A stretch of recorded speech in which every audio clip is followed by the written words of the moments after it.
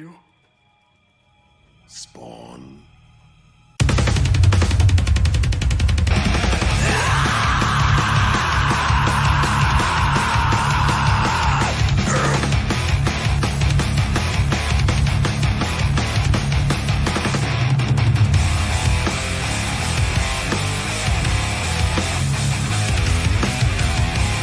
You sent me to hell, Jason.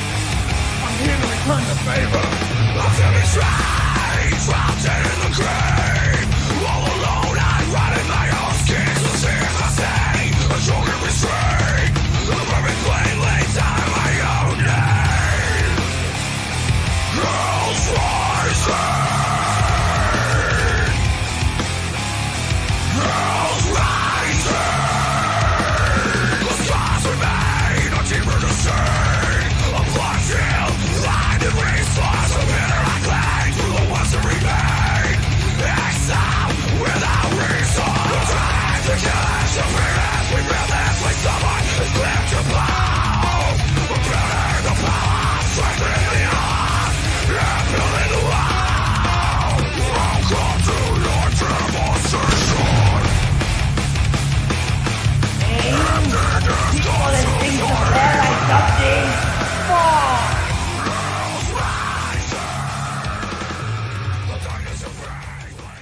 All right. I forgot the music again. What the hell is wrong with me? There's a sticks. Let's do this. Let me bring it down a little bit. There we go. There we go. All right. Now we're going. Now we're getting things going. Now we're feeling the rhythm. I'm liking it. I'm liking it. Welcome, everybody, to the Spawn Review episode 50. I didn't realize we've been doing this for 50 episodes. That's pretty badass. Yeah, it's monumental. Imagine what we would be at if we did it consecutively and never stopped. Like 53. Definitely 53. That's exactly where we'd be. Oh, I thought I heard it. It's pretty good with King Spawn 50 coming out this month. Oh, it was planned, you know? It was planned. Mm-hmm. I thought I heard a boop. I thought Zach was jumping in here, but guess not. Guess not. Beep. A beep, a boop. All right, so what we're doing tonight is, since I've been so far behind on Spawn, I missed the last two issues. I had to go to the LCS today to get them so I could read them, and I had to go get the digital version as well so we could do the show. But we're going to do a review of 368 and 369 back to back. We're going to cruise through it, catch everybody up on what's been going on. While we are doing that, please let people know we're live. Share this stream out. Let people know we're live. Come in, like it, subscribe, do everything you can. If you're over on X, please share it on X as well. I know some people do that over there, and we appreciate that for sure. And yeah, let's go. Let's have a good time. And also, please go to other people's chats. Drop the links. Drop the link to our, well, the second chance is closed, but type 1 is still in demand. So drop that as well. You don't have to get mad. Tell them we sent you. Tell them we don't care. It's cool. We're your favorite show games. I gotta see. There was a weird sound going on with your mic there. Talk to me. Keep talking for a second. Come and talk to me. No? Is it working? It's weird. Every once in a while, I hear this boop, boop. Maybe it's just on my end. I don't know. I don't know. We'll find. It'll be all right. It'll be all right. Let's say hi to the chat, because that's what we do here. Yes. We got Rick Saylor in the house, member of the channel. He's number one in the chat, number one in our hearts. My friend, that makes you. You're number one. Yes, you are, and you are the first member in the chat. First members always get this. What are you doing up? Oh my God! I'm sorry! I can't stop coming! I'm sorry! It feels so good! You know, it feels so good to have the members in the chat tonight. Common thread in all of my failed schemes is human stupidity. People are just too stupid to accept me as their leader. There you go. Facts. Shout out, Rick. We also have Mark Penguin in the house. So, Mr. Penguin, a penguin is a bird that cannot fly. I am a man. I have a name. And his name is Mark Penguin. Welcome to the show, everybody. Duck Bacon is here as well. Says, hail Joe, hail Sean, hail Zach, hail the chat. Hail to you, Duck Bacon. Sup, Duck? Fantastic artist. Go follow him on X, Instagram. Mhm. Easy to find under Duck Bacon. Go check it out. Do me a favor, please. We also have Charles Rivas in the house. Says, hail to Joe. Hail to you. Hashtag, don't forget about Sean. Yeah. And also don't forget about Zach. Yeah. Pizza's in the house as well. Great to see you, Pizza. Thank you for joining us tonight. Scribe Comics. Shout out to Joe and Sean. Hashtag don't forget about Zach. Brings back. Oh, look at that. We got the time scales in here. What's going on, buddy? Good to see you, man. It's been a second. Hope all is well. All right, I'm hearing it too, but it's not too intrusive. Okay, that's weird. We'll figure that shit out. We have the neighborhood Merc in the house. And what's up, guys? What's up to you, man? I appreciate you joining us tonight for the Spawn Review episode 50. We got K-Ojo in the house. Greetings from Raleigh, North Carolina. How it do? Yeah, it's definitely coming from Sean's end. Say something loud. Loud. I don't know. Maybe. Michael's in the house too. He says, how is life going, everyone? Good. Busy. Sciatica. Yeah, I mean, that kind of stuff. But otherwise, really, really good. We also have Twisted Dreams. Subs notes. The extraction theory papers. Am I the only one who did the reading? Hopefully not tonight. Hopefully we all did the reading except for Zach. Zach, welcome to the show, my friend. How are you doing? You're muted or your mic's not on. There you go. Figuring it out. Nope, still can't hear you. Yep. You got this, buddy. This. You got this. Yeah, like sign language. Yep.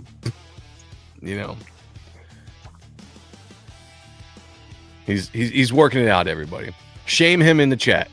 Shame him in the chat for not being prepared. Because that's what we do around here for good friends. Let me bring this down just a little bit more. Fucking destroy them emotionally and morally.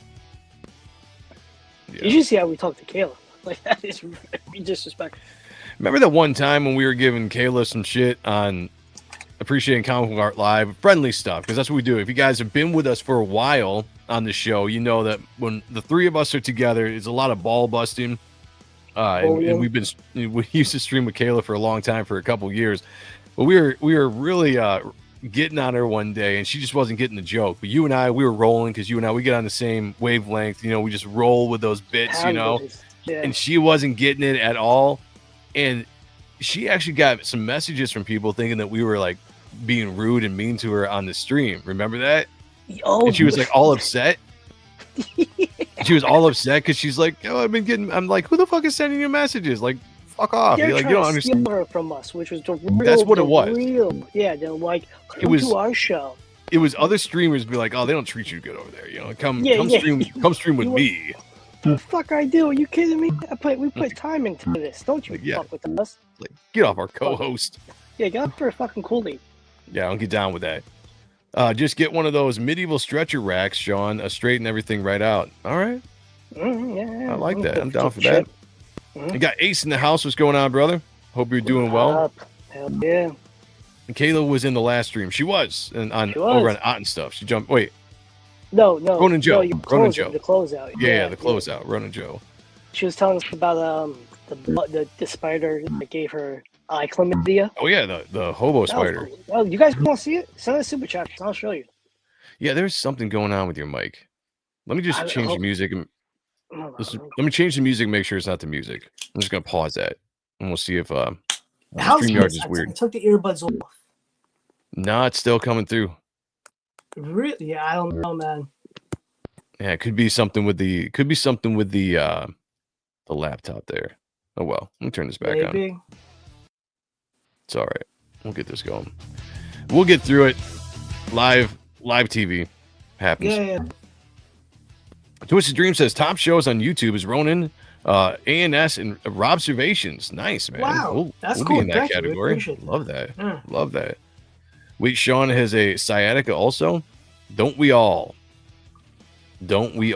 I got one as well. All right, Zach's back. Let's see if he's got his mic set. Here we go. One more time. Shame him if he doesn't.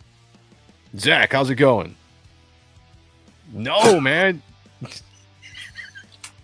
You need to go into your settings. Go into your settings. Get in.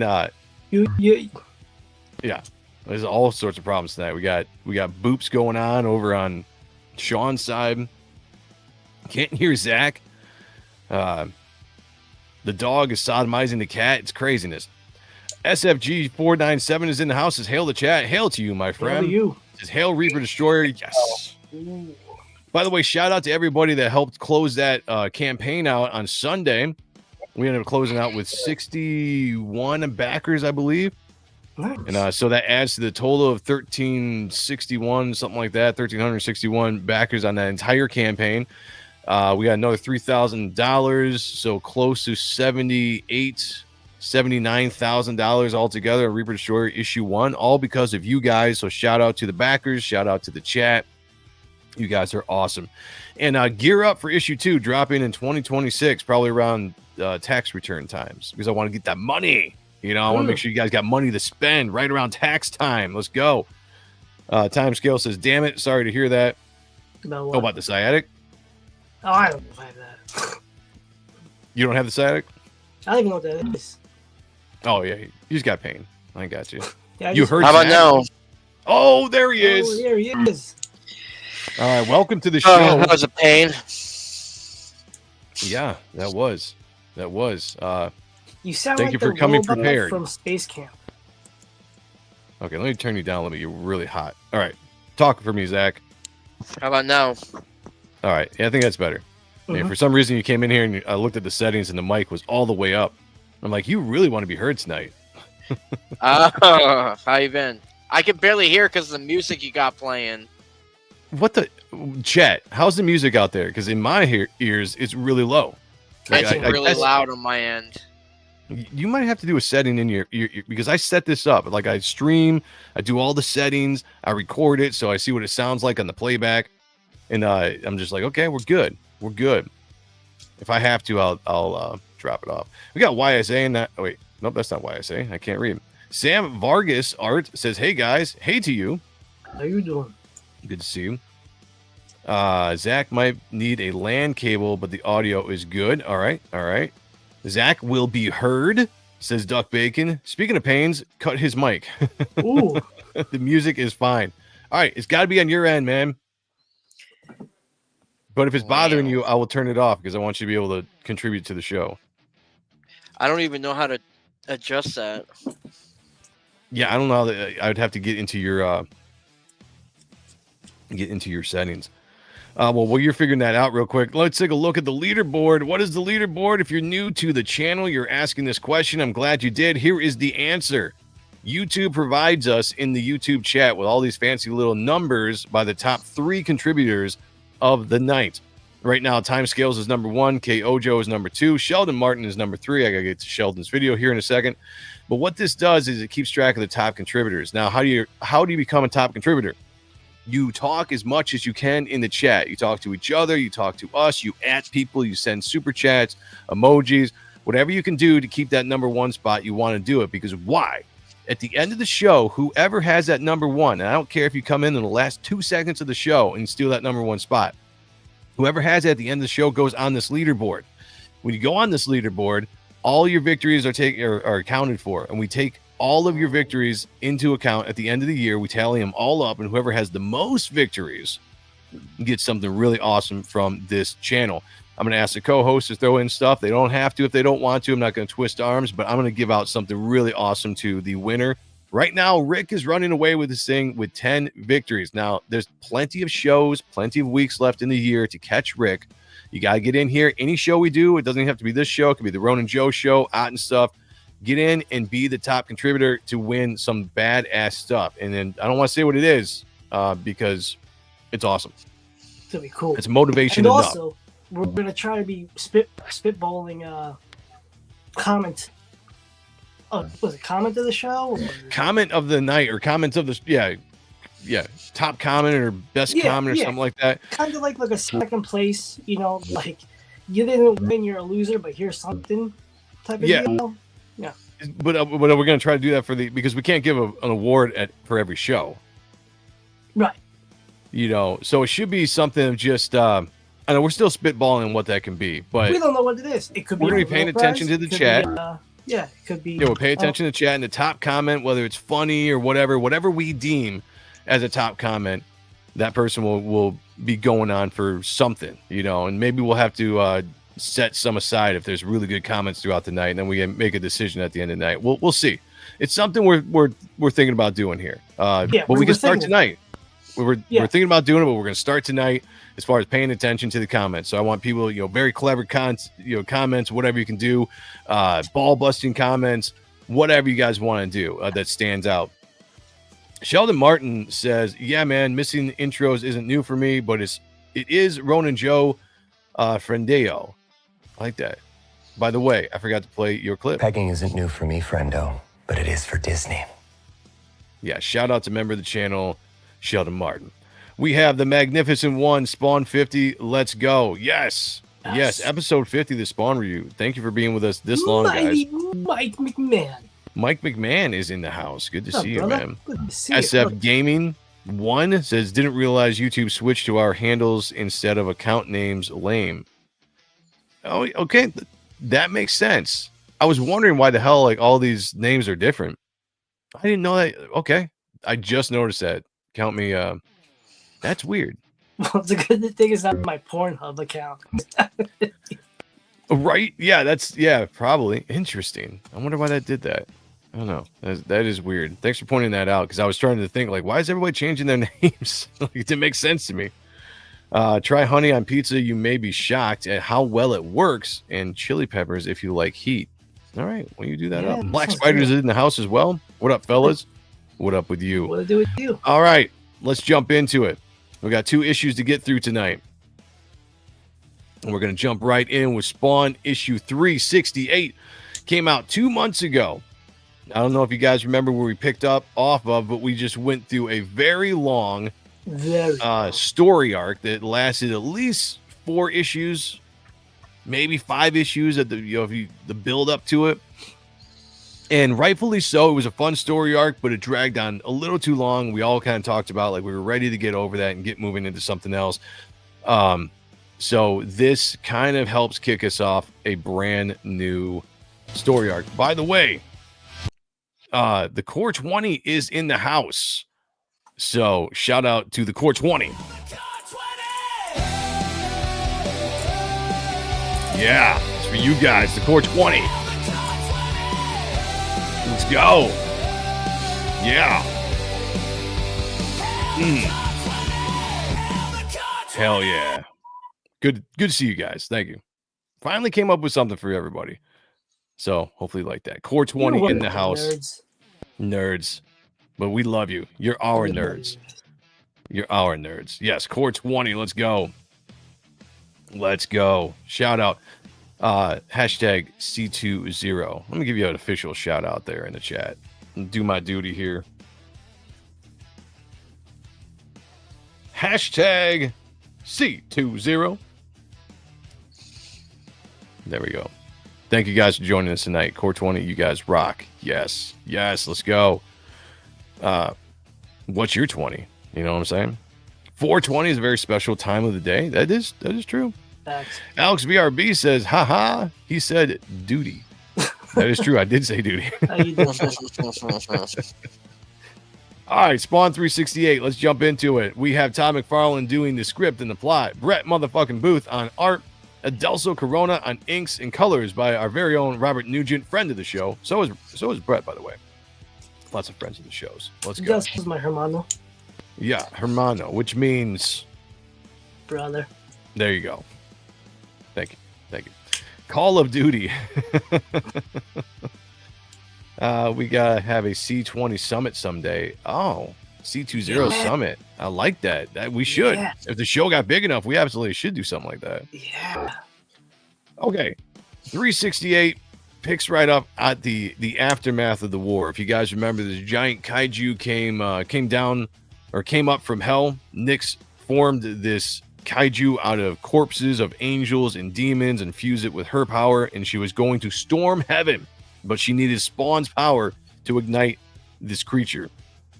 Well, everybody in the Spawn universe, it seems, showed up to fight this creature. I mean, I'm talking about Everybody. So many characters, I don't think they even accounted for them all. Like, we lost characters throughout the story arc that just disappeared because we had so many characters. You know what I'm saying?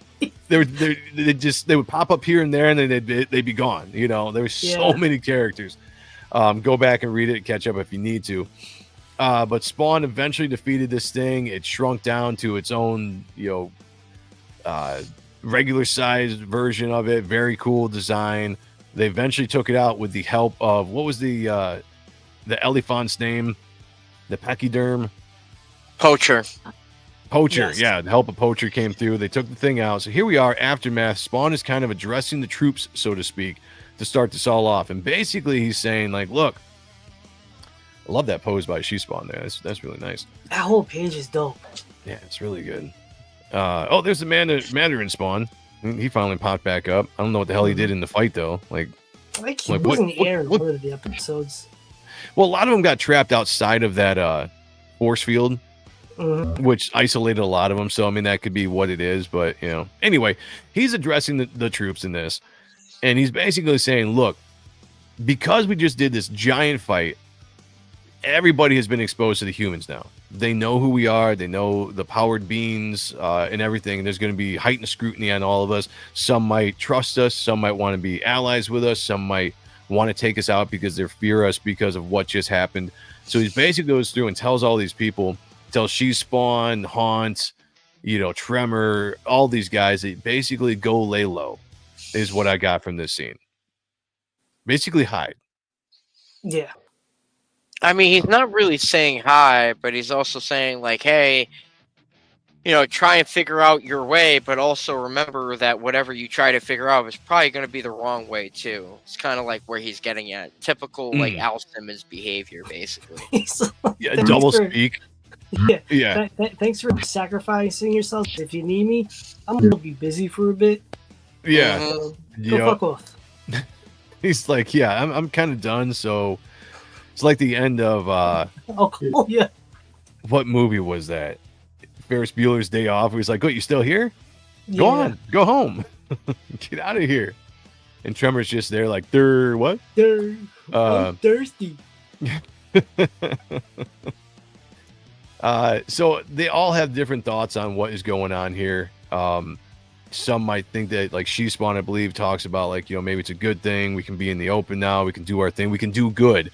Which is interesting. Now, granted, I don't read a lot of the other titles, but I'm reading the dialogue and the characters in this book, and I'm like, when did they all become, like, essentially superheroes? Because She-Spawn is talking. Go ahead. It's talk about it. No, I agree with it. Like, this whole issue is like, it's buddy. Like, on a superhero, Super Friends type level. Like, guys, like, you guys are all fucking, like, hating on each other, telling each other to fuck off. Who are you?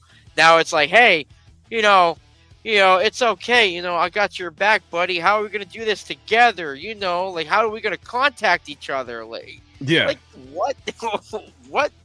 Yeah, it's becoming like the end of a Guardians of the Galaxy movie. It's like the power of friendship, like... Yes. Like, I don't know about this. I'm going to put Alex's comment here in the possible category for a comment of the night. I like that. Poacher, hell, just met her. I like that. You're starred. I got you saved on that one. Goddamn, that page is amazing. It is. I mean, if we're caught up here, or if you're talking about the splash page, either way, I mean, it's art. It's art by Brett motherfucking Booth. I'm right there with you. That's one of the reasons why we jumped on and started doing this show, is because of Brett. I think it's the only reason why. It's probably the only reason. Yeah, that's what got me back into Spawn, was Brett jumping on the main title, because I was keeping track of Gunslinger there for a while, but Brett jumping on the main title got me back into this. So if he leaves, we'll probably just be doing a Brett motherfucking Booth show, which probably right. Friend of the channel. We gotta get him back on here soon. Tell him about it. Brett's been knocking it out of the park. He has, man. And like I said, I think he's only He's only going up to 375 unless he extends that. But when he was on this show earlier this year, he said that he knew that he was at least doing a 375. So we after haven't that, had him on since. So right, yes, I have no idea if that's changed or not. So Poacher trying to be cool, asking his new young friends if they have a MySpace. I like that one too. I'm gonna put things up for consideration, and then we'll look at the end of the show. Joe Benitez needs to do an issue of Spawn. I'd be down. Preach that shit. Preach that shit. I would be down. Okay, so here's what's going on with this scene. Everything. There's a lot of people on here, and She Spawn even brought it up. She's like, I don't even know half the people here. So there's a lot of characters that have never met each other. They don't know if they can trust each other. So they go through this scene where everyone's starting to kind of question things. Like, Cygor is talking to, what's this character's name? I keep forgetting. Oh yeah, fucking. What's his name? Pause, or oh damn it! I hate when I have brain fart. His name pops up in the next panel or two or something like that. But anyway, they're talking like, "Hey, weren't you hurt? Or where did you go?" Some of them couldn't get in because of the force field. Some of them went in and did bigger sacrifices in the fights. And they start kind of really questioning people. This is kind of interesting because I haven't read Gunslinger for a while, but this is the first time that Tyler has gotten back together with Gunslinger since, as you can see here, Gunslinger issue 28. And he's just like, "What you looking at, boy?" And he's like, "Hobby, it's me, Taylor. You left me. Why? Stop being so emo, dude." Yeah. Like, I mean, seriously, like, just be like, "Hey, bud, what's up? What's going on?" And he's just basically like, "It was for your own good." And then all of a sudden, the freak, the zombified freak version of himself, has got like a big heart on for this dude. And he's like, "Don't listen to him, kid. Come back to my place. I'll put it in your ass." He says, "Don't trust anybody that tries hogging all the kills for themselves." This dude's like, "What are you talking about?" And he's just, the freak is really all about Taylor. I didn't really understand what that was about, but I like the portray of Tyler, whatever his name is. This is one of the bits I did not like. Oh, you didn't like it? Tell me about it. I absolutely did not, because Freak is one of those characters that was just like, he would cut your guts open if Spawn wasn't telling him what to do, or if he was, pretty much. Because if I remember correctly, Spawn controls Freak through, because he brought him back from the dead. And when Freak was roaming around, it was under the guise of Spawn, and when Spawn wasn't controlling him, he would just gut people. And now all of a sudden, like, he's just like buddy, old pal, old chum to this random guy he's never met. Freak would have gutted him. And I'm just like, what the hell is going on? Like, all right. Like, and I just kept pushing through. It kind of reminds me of a little bit of a Joker character. Yeah, it kind of reminds me of a little bit like a Joker attitude in this scene. Like, that was the humor that I felt was coming from this character. Is this Eric? Because they switch everybody's got the handle now instead of their YouTube name, which I don't understand why that is. I don't see that in every single chat, but it's that way tonight. Weird. But this might be Eric. He was always telling us good stuff. So if that is you, shout out to you. If not, I'm sorry I confused you. But you do give us the answer to that. The character's name was Focus. Thank you. I thought he was telling us to focus because we. Well, yeah, when we should focus as well. But no, yeah, the character's name was Focus. Sometimes Brett is freaking fantastic. His drawing is the skinny, wasted, big-tittied redhead of comic art. His drawing is the skinny, wasted, big-tittied redhead of comic art. Sometimes Brett is freaking fantastic. I agree. Yeah. Fantastic. Sean's mic noise reminds me of the Akasai from Noragami. Does anybody else get that? No, it's I'm working off the iPad, so I don't know what the. Yeah, he'll give him about a month or so. He'll get his setup back up again and doing good. So Gunslinger basically was like, "Yo, dude, I'm gonna kill you. Get away from my guy," you know. And the poacher finally comes in and he's like, "Look, stop this shit. The kid's been through enough. He got his arms broken. Spawn didn't heal him like he healed Focus, which was, I thought, kind of an interesting thing as they go through here. And he still hasn't fucking healed him. Like, he still doesn't heal him. Like, what a dick thing. He's like, go home, heal. Like, bro, how do you heal from that? He just got his hands, both his fucking his arm shattered completely from like one of the biggest, strongest beacons that Hell's leader would have unleashed on Earth. Yeah, go home, heal. That would have worked. You fucking dick. What the hell? Sheldon says the freak wants Tyler to put it in his nose hole. That we were just talking about that. Something not related, but of of me doing that to somebody else. That's awesome that we think alike. Yeah, it's right there. Mm-hmm. So yeah, so Poacher takes a liking or I don't know what you want to say, care to Tyler here, and he basically, I think my mouse died. That could slow the stream up a little bit. Let me plug that in for a second. We'll jam for a second. But this is where he's like, how are your arms? Did Spawn heal them? And he's like, he was busy fixing Focus's nasty stomach wound. And it's like, you kept thinking that maybe Spawn was going to come over here in the next couple seconds and be like, oh, my bad, let me heal your arms for you. But he comes over and he's just like, basically tells the kid to go home. Like, you did a good job. Now get the hell out of here. Oh, by the way, good luck with your broken arms. Al, it never changes. Don't ever change, Al. You keep being you. Douche. Black Spider says, I always wish Brett could work on Spider-Man and the Flash. We did the Flash for a long time. Or at least Wally West, he did for a long time, and Titans. He did the Flash Forward miniseries, which was really good. I highly recommend you guys go check that one out. That was 4 years ago they did that. Yeah.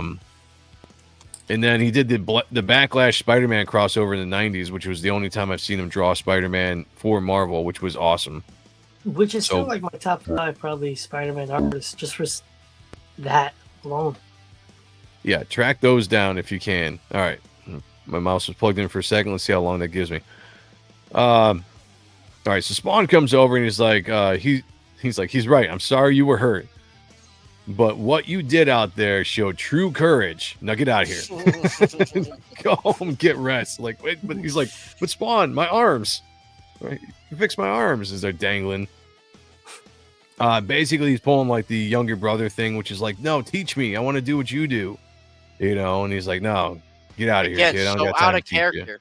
So fucking out Tell of me character. about it. Tell me about it, man. Why does he do it to him? He does it at Al, but he doesn't go to Gunslinger. That's a good point. I feel like that was like, because Gunslinger was more his mentor than anything. And if the whole time I'm thinking, like, wait a minute, doesn't he go to Gunslinger and ask him maybe on a personal level, like, what gives? But no, like Gunslinger would say, hey, fuck you, kid. You should, I did what I had to, and go happy birthday, like, that's it. Right. And I'm just like, wait a minute, because that's just a unclosed little thing. If they're gonna continue that little tidbit they didn't touch upon in this issue, which I feel like they should have. I feel like the next book that they should have done is put in, see the interaction between the two in Gunslinger or something. all they did is show issue 28 is when they split. So you'd have to go back and read their breakup as partners or whatever it was that they were doing in that book to figure out why it was that Gunslinger left. So I mean, it is kind of odd. And he's just like right off the bat, he's like, Spawn, Al, teach me. Let's see. I'm behind here. Wiley J. Draws is in the house. Isn't Spider-Man a total crap show these days? It is. I think you would waste Brett on the story if you were to put him on Spider-Man.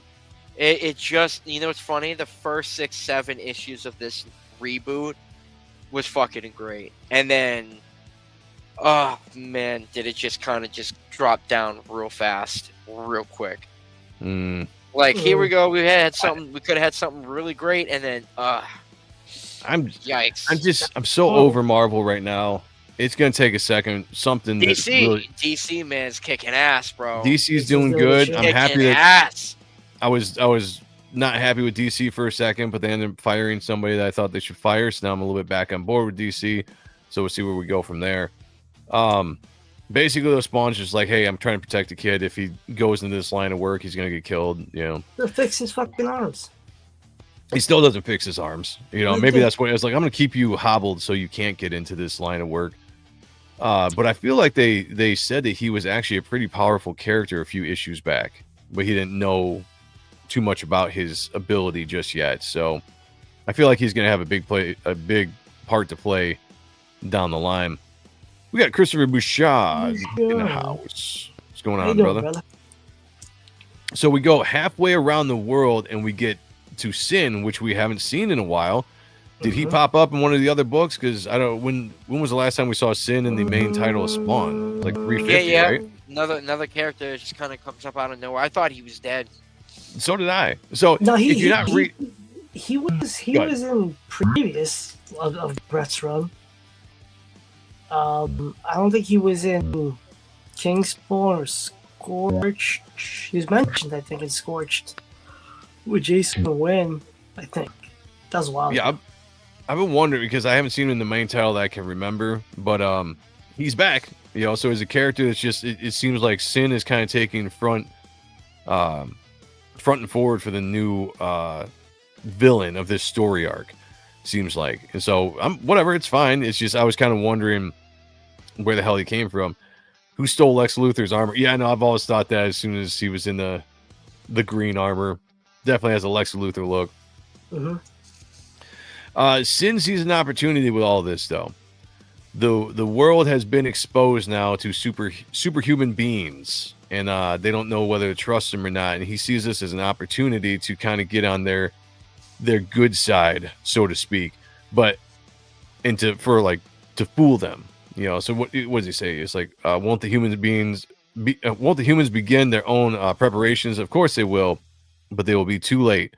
So now here's the kicker: find one of Malbolgia's trusted flock. So we skip to this dude who I've never heard of, sleeping all peacefully in his bed, and you get this demon that flies through to kidnap this dude. Really cool design here. I have no idea what this character is, but I like his gun. It looks like one of those fart guns from Despicable Me. it kind of does, yeah. Zach, do you know who the character of James Trombone is, or is this just a brand new character to the story arc? No, dude. If he's not one of the characters that was helping Malbolgia out with I don't know. The name. I was trying to figure out that name before. He might be new. Figure it out. Yeah, he might be a new character. I'm not sure. I didn't recognize it. We got Dennis Kelly in the house. Says, hey Joe, Sean, Zach in the chat. Hail, Spawn is back. Yes, sir. Good to see you, brother. We also have Matt in the house. Says, yo, everyone. Good to see you. We have Burner Angel. Now, guys, I just have to tell you, if we don't recognize some of the names in the chat, because YouTube has switched it to your handles, so we don't have the usual YouTube names up there. So if this is somebody that's regular in the chat and I don't know who they are, I apologize. But right now, shout out your handles in there if I haven't called you the right one, because I want to make sure I give a shout out to the people that are in the chat. So they kidnapped this dude. Right. Yeah. In the meantime, we switch back. This story is very much a setup story. 368. That's why I'm trying to just get through it, because there's not a lot of stuff that happens in 368. I want to kind of get to 369, but just give you kind of a basis of what we're going through. So Spawn meets back up with Al, who's kind of doing his brooding thing, his best kind of Batman stuff in his Bat cave. Scene. And they just do pretty much just a bunch of... Go ahead, Zach. Tell me about the scene. Al, I always believed in you. Yeah, stop doubting yourself. You know, we just won this, and more will come. And right, I can't do this myself. You're totally right. Here, let me give you a fucking hug. What? It is an interesting scene. Slightly out of character, I think, for Al. Although we did see in a few issues back where he snuck the kiss.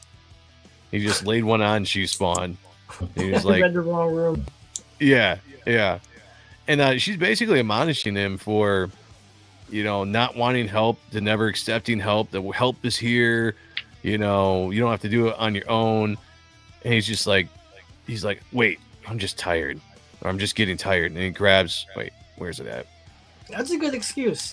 That is a good excuse. Get the fuck out of here. No, what he's doing is he's setting up, Zach, he's setting up the lay. Remember when he nailed Angela in Angela issue 2?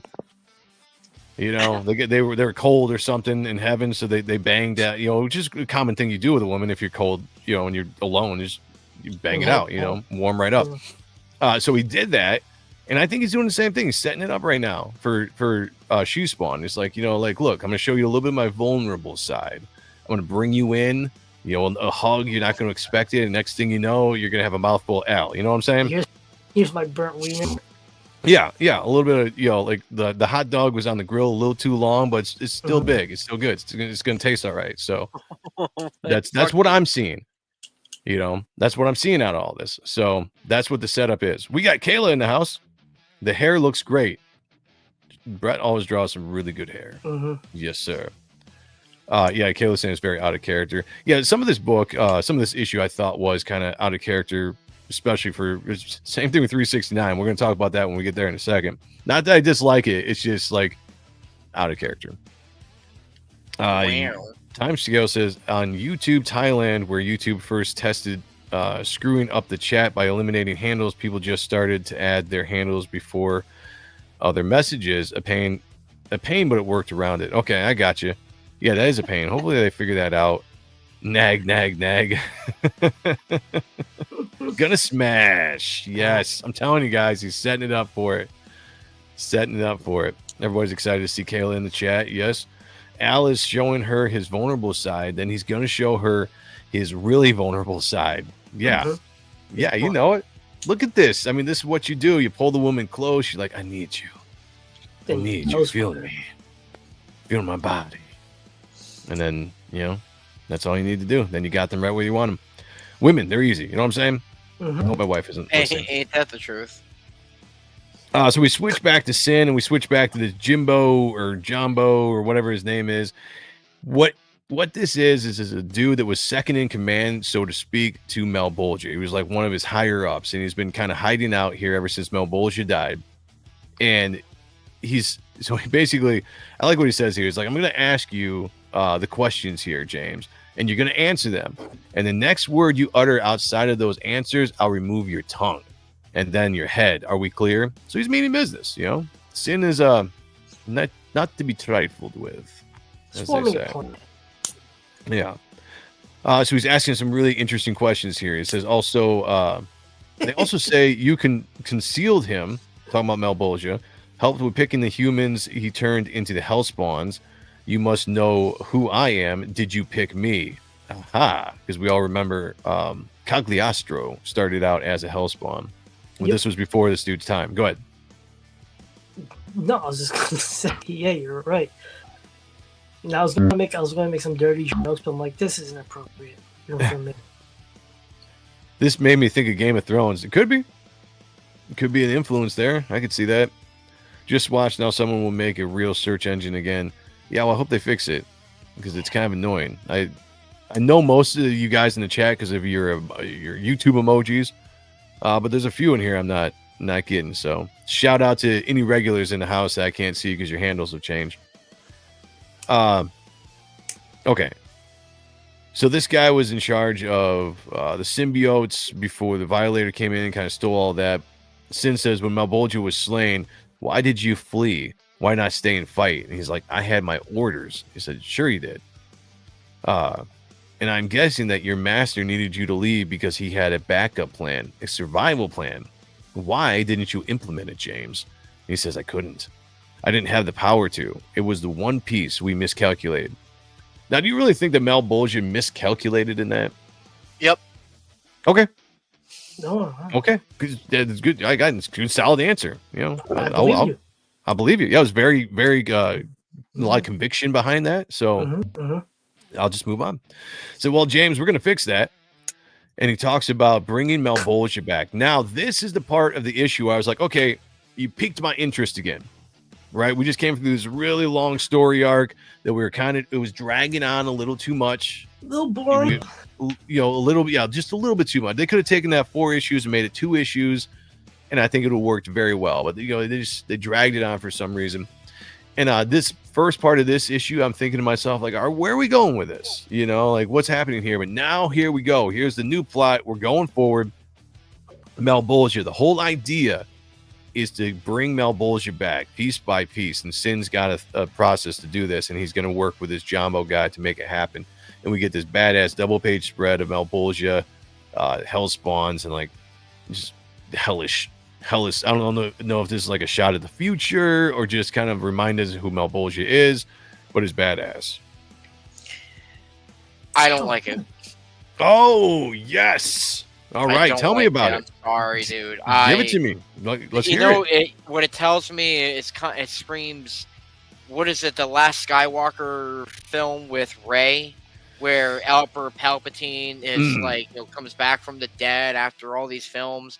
right. And they could have done a whole different villain, and he was behind it all, kind of thing. And it was just like, what a cop out. And I feel like it may not be the direction, but the whole time, like Cagliostro, even from the beginning, was like trying to take him down, right?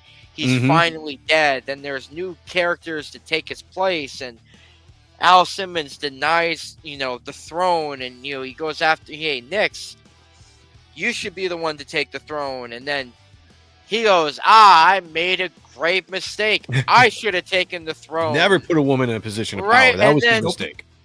So, and then all of a sudden, then you have like these guys again. It's the battle for the throne. Now you're telling me that throughout like 100 issues worth up until his death, Cagliostro is trying to kill this dude. Now all of a sudden he wants to bring him back. Well, this is why I think it works, though, Zach, because this may not be his plan. He may be manipulating this Jumbo, whatever his name is, character into doing something maybe Sin has a better plan for, but he needs Malbolgia to come back so he can exact some kind of power from him so that he can take the throne, because he wanted the throne in issue 350. But Malbolgia is dead. What power does he have that I don't know. that is dormant? I get it. Or- Like, I get it creatively. Creatively, you can go ahead and figure something out. I just feel like, all right, here we go. I feel like this character, the Titan guy, the big Goliath behemoth thing. Yeah. Not when he got stabbed through the chest when it was this massive skyscraper, but the final form, like once the dust debris cleared and he was killed off. Maybe maybe that was something that like Sin could have extracted some power from that. I don't know. Like there's just so many different. Look, so I think, so he's talking about, he's got it in for Nyx, right? He's like, this horror's on the throne, an imposter sitting on the throne. And he's like, it's nobody's throne but Malbolgia. Nobody should be on there except for Malbolgia. Well, let's bring him back, blah, blah, blah. I do think that it might be a little bit of a rouge, to get power. Moulin But he Rouge? needs somebody to take out Nyx, and I don't think he has the power to be able to do that. Who's got the power to be able to do that besides Spawn? Malbolgia, possibly. Bring him back, have him defeat Nyx, and then take out Malbolgia and get the throne. I think that's what he's trying to do here. I could be wrong, but it's a thought process. I'm not crazy about this thought process. I'd like to be proven wrong, and hopefully it actually leads to something really, really cool where I can easily say, yeah, I was wrong about this, and I'm glad, but I mean, to go ahead and be like, yeah, let's bring in a villain, like a big villain that was talked about for such a long time, and all of a sudden we got to bring him back. I don't know, man. I will say this, Sean and I were talking before we went live, there's a lot of disjointedness with the storytelling ever since Todd came back and took over writing. McConville, I thought, had some really good story, a really good story going on, good pacing. And Todd came back in his first couple issues I really loved. And now I feel like we're just treading water a little bit. Like maybe it's a little bit rudderless. Like we don't know where we're going just yet. Maybe they had some ideas. Maybe they scrapped those ideas. They're going in a different direction. I don't know, but it feels a little disjointed right now within the story. Like I like this. This is still the book that I'm anticipating the most when I go to the comic book store. But there are some things that are starting to kind of be like, I need storylines wrapped up. I need to know what the hell's going on with Blood. What happened to Jason Wynn and the Silencer, or whatever his ninja guy was that he had? Where is not Angela? Where's Lyra, whatever her name is? What's going on with her? There's a lot of things I'm just like, what you built up for a year, what is going on with those characters and what's going on with that storyline, and we're not getting any of that. So I that's hope it's the thing not that's one kinda of those bothering me things right now. where Todd is like trying to line up his books in accordance to the movie that's going to be coming out. So it's kind of like forgetting storylines just to go ahead and paste the book back to back to its beginning roots a little bit. Yeah. And I just hope that that's not the case, because I don't know, man. I wasn't too fond of the writing in this book. Everybody's too buddy.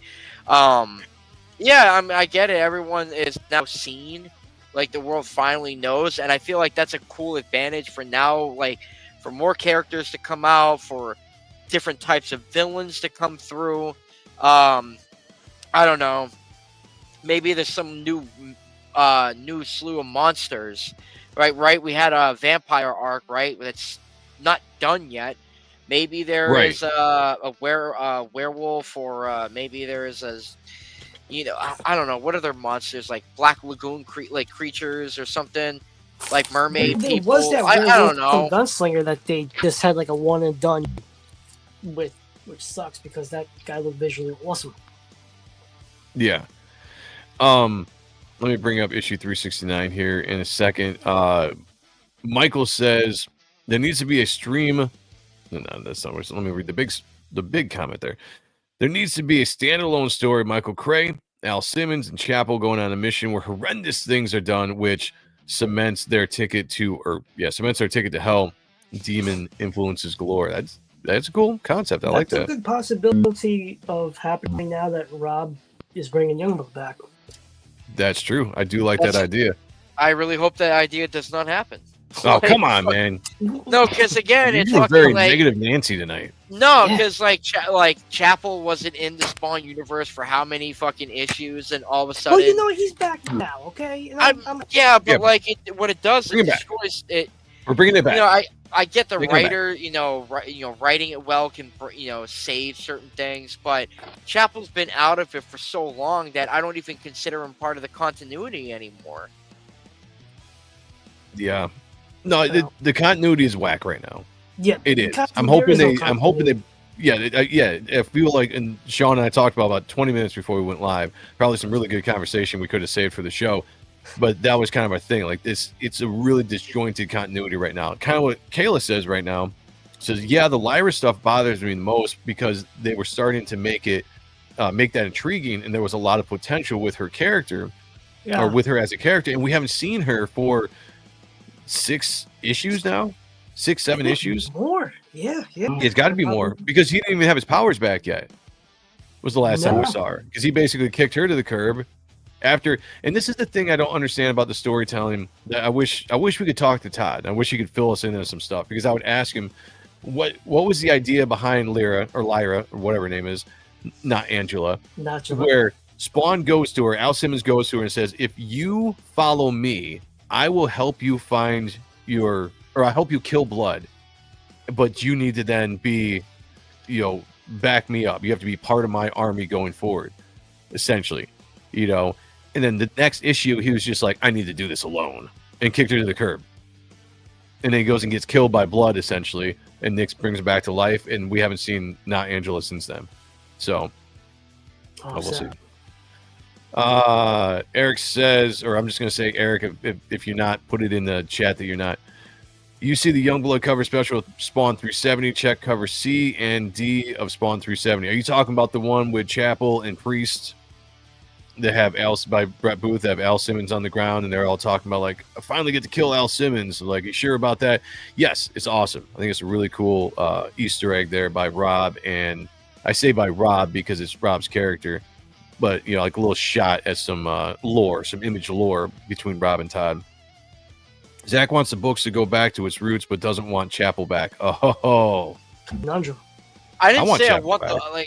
It's not that I don't want it to go back to its roots. I'm just saying that, like, when you go ahead and you write these issues and you have all these pieces all set up, and then you throw all these pieces away to kind of just softly reboot this on the side, or what it seems like it's heading in that direction, you're sacrificing story just to, bring a universe you already got back. So, like, if you already got the characters, if it's going to take a little bit long, fine, let it take a little bit long.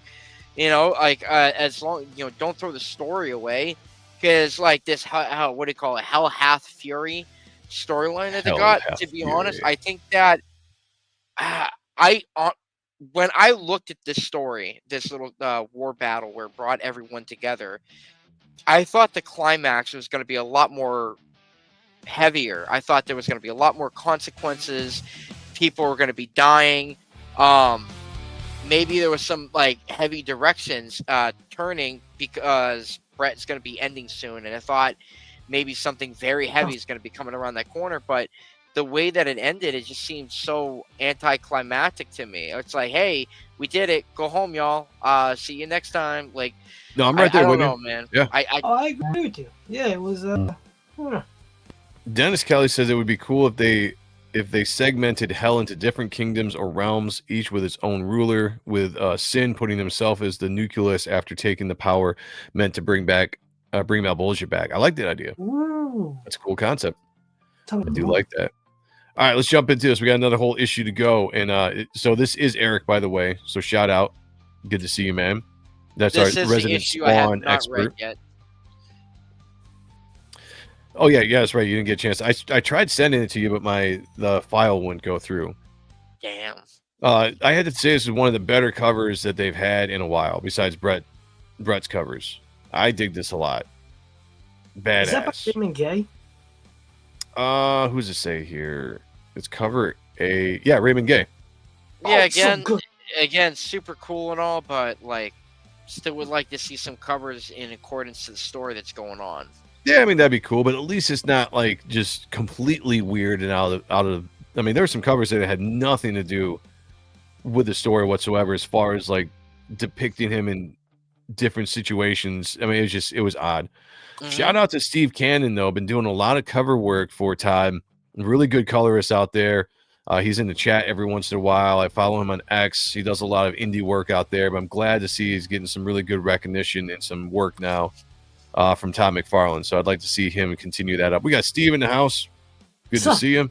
Hell yeah, legend. Michael said, "I wish they would release a black and white omnibus for Hunt." Yeah, that'd be cool. You know what? Not under Thomas because he won't do volume 2 of that for Spawn because it didn't make money. Which I'm like, what the fuck? I'm so pissed. Yeah, I gotta imagine those are expensive to make, and if they don't make a certain amount, they might sour on them. We're still waiting for the Greg Capullo. Treasure edition or whatever. I'm talking about this fucking thing. Whip it out. Oh, I need to get that. I didn't know they put an omnibus of just black and white. Okay. Yeah, all right. Baby, I've been talking about this for years. Like I got to 2 years ago. No, he said that this didn't make enough money, so they won't do it too. I'm like, are you fucking kidding me? That's horrible. Yeah, that sucks. But, I get it, though. If you can't make money off of it, it's kind of hard to put it out there. So we pick right up. I don't know how long the time jump has been, but we know that Spawn basically told everybody, go home, get incognito, lay low for a little bit because the humans might be after you and might not be safe, but do your own thing. So we see him disguised as Al again in his bat cave doing his thing, and he gets interrupted by, I think, is she Spawn. Right? Yeah. Yep. Okay. He's a large. I just wanted to make sure because her hair wasn't long anymore, and I have Are you not seen saying her all out of redheads costume look for a while. alike? Huh? Are you saying that all redheads look alike? Could be. Redheads are hot though. I'm fine with that. Nah, I'm with it. Yeah, I'm all about that. Love the money. Love the money. I love time jumps. Yeah, I don't mind time jumps. I mean, I don't know if there is a time jump or not, but he's just doing his own thing. But we get some really cheeky interactions between the two. Kind of picked up where we were when they were in costume, but this is a little bit more like, oh, you scared me. You gonna lay there? Nope. Or you need some help up? No, I'm just gonna lay there. And she nags him again. Maybe this is why he's not trying to get with her, just bang her. That could just be it. Don't you hate when a chick just nags you? Just not getting nagging anything? away, just nag. But she's good in bed. So you take it, Yeah. What? No, when they're like, what you should do. Yeah. She says, want me to get you your blanket? Oh man, no, come on now. Yeah. Well, exactly. I've got a little pink one. Oh shit. Oh no, you're talking about blanket. Never mind. In my room next to my Winnie the Pooh jammy. See, I wasn't really a big fan of I understand this is supposed to be comical. I didn't take it that way. That Spawn. Yeah, exactly. And Sean and I talked about it. It's like, there's some of this there's some of the stuff in these two issues feel a little unspawn like to me in the tone, and Sean, you brought up a good point that, he's trying to sell his universe, he's trying to, and maybe we're going into a different territory now. Like I said, it feels like Spawn is Batman and all these characters of the Justice League. Yeah. And maybe that's something he's trying to sell a little bit more to TV or to movies or to whatever, and he's trying to get a different crowd. If that's the case, I got no problem with that. Business is business. Go ahead and do it. I can live with some of the cheekiness. Like Clone Wars or Attack of the Clones when Anakin and whatever that chick's name is, it's like, I'm only in love with you because I'm in love with you. It's like, right. I'm only in love. It's like, get the fuck out of here. Well, it's interesting because they're trying to show like a softer side of Al. And they're obviously he's a wife beater. Yeah, he's an asshole. I mean, we all love Al, but he's been an asshole now for 307 or 60 some odd issues, and he's just acting kind of odd lately. They're obviously setting up some kind of romance though with She-Spawn, which means I feel like they're going to kill her character at some point, because I don't think you can let a character like Al have a love interest. He's just one of the, you know what I'm saying? He's the brood. He's got a brood. He can't be somebody you can't make him happy. You can't make Al a happy character. You might be able to bring something like a budding romance between him and She-Spawn to life, but you're going to have to kill her to get him back into his regular character. Maybe they're flirting with that. I don't know. Eric says, gingers, my parents wouldn't let me play with redheads growing up. They were afraid I'd get gingivitis. Damn. I don't know if that's a joke or real, but I'm going to put you as a potential comment of the night for that one. Like that. No, in my opinion, he's trying to emulate something Robert Kirkman does. That could be. I haven't read like enough Robert Kirkman to catch his tendencies, but I'll take your word on that because I know you do read a lot of that stuff. Not a fan of Al. I applauded Chapel.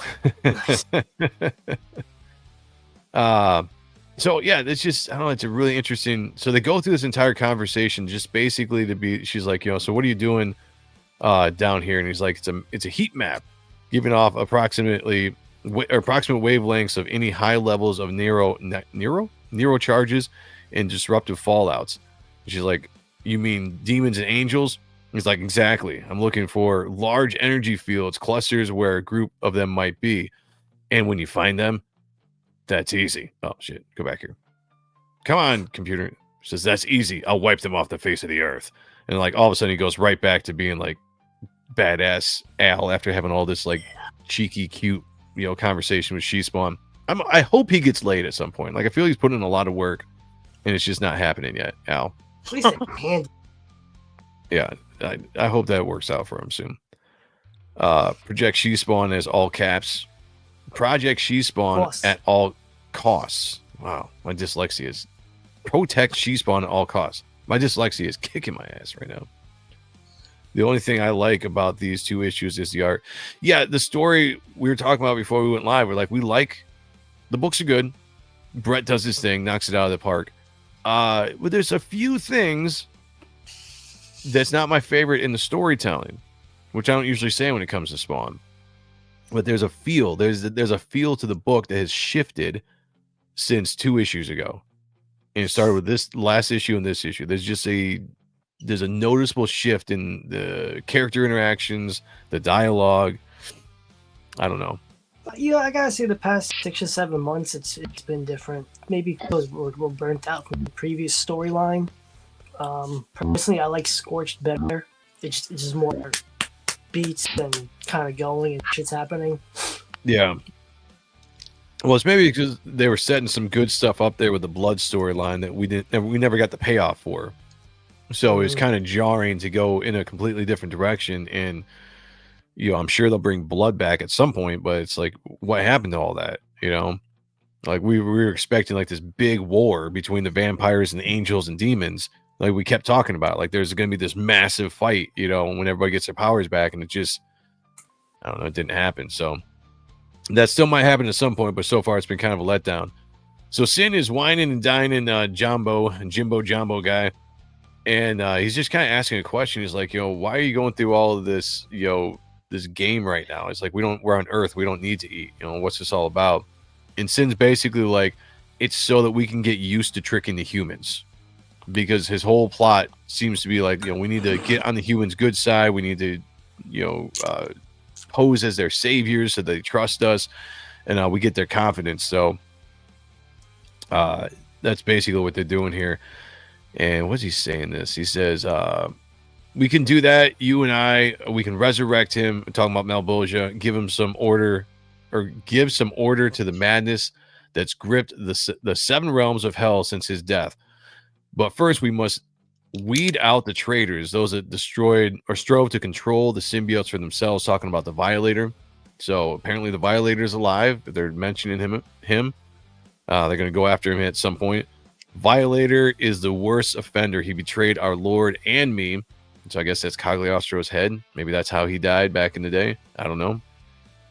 We were given orders to create the symbiote for Malbolgia's use, but the Violator's jealousy and hatred consumed him, and there hasn't been a day he hasn't tried stealing from him for himself, and was supposed to be what was supposed to be Hell's greatest creation.